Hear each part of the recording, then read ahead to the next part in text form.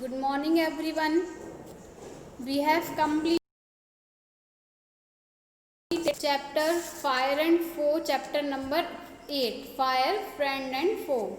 Okay, and now we have to study its poem, which is named as Meadow Surprises. Okay, so the meaning of meadow is the grassland, घास के मैदान. ठीक है, मीडो का meaning होता है घास के मैदान.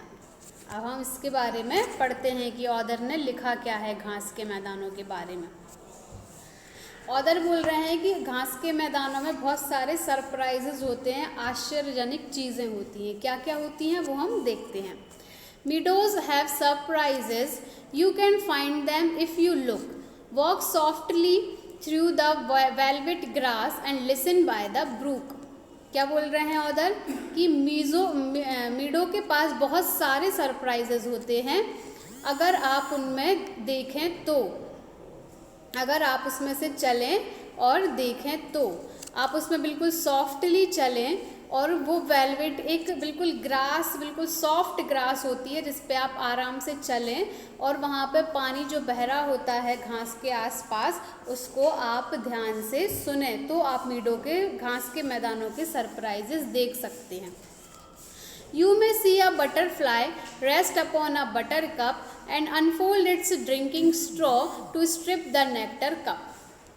अब क्या लिखा है, आप वहाँ पे आपको एक बटरफ्लाई यानी आपको मीडो में घास के मैदानों में चलते वक्त आपको एक तितली भी मिल सकती हैं, बहुत सारी, या एक मतलब आपको तितलियाँ भी मिल सकती हैं जो कि आराम कर रही होंगी अपने बटर कप पे, मतलब अपने फ्लावर पे बैठ के, फूलों पे बैठ के आराम कर रही होंगी और अपने जिससे वो जो उनके स्ट्रॉ होते हैं जिससे वो मतलब फूल का रस चूसती है ना, वो उनका डंक, उसको बुलाया गया है drinking straw.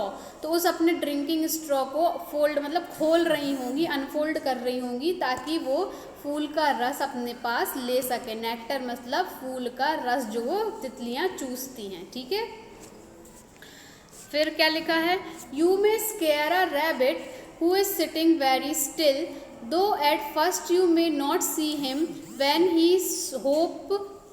hops you will.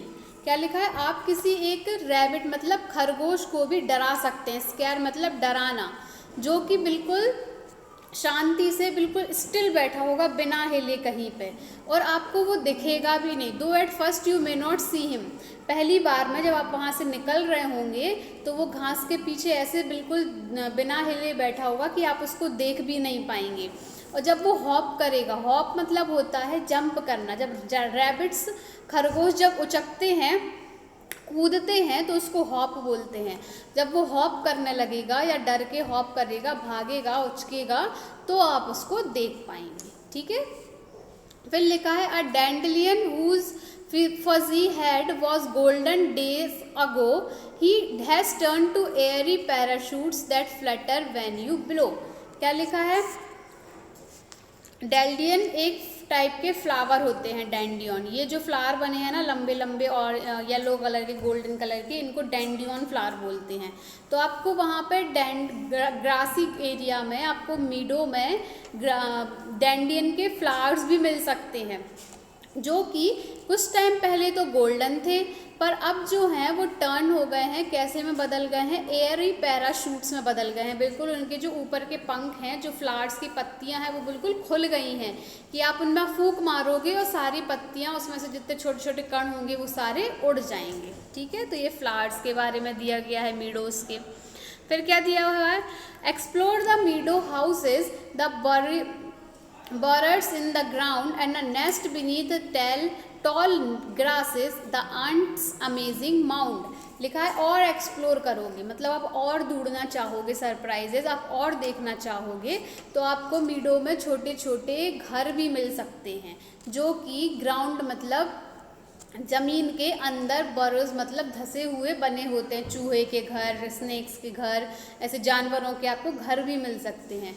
और नेक्स्ट बीनीथ टॉल ग्रासेस, लंबी लंबी घासों के नीचे घोंसले भी बने आपको दिख सकते हैं।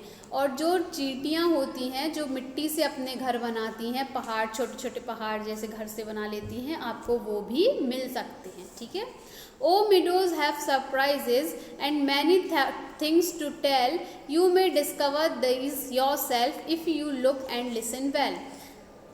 ऑथर बोल रहे हैं कि मीडो में बहुत सारे सरप्राइजेस होते हैं and many things to tell, और बहुत सारी चीज़ें ऐसी हैं जो मैं आपको बता सकता हूँ या मैं आपको बताने वाला था, जो आगे मैं बता चुका हूँ आदि। और जो आदि मैं नहीं बताया वो आप खुद डिस्कवर करेंगे, खुद जानना चाहेंगे तो आप ध्यान से देखेंगे, ध्यान से सुनेंगे तो आप लोग भी घास के मैदानों में बहुत सारे सरप्राइजेस देख पाएंगे। Okay, so poem completed. Thank you.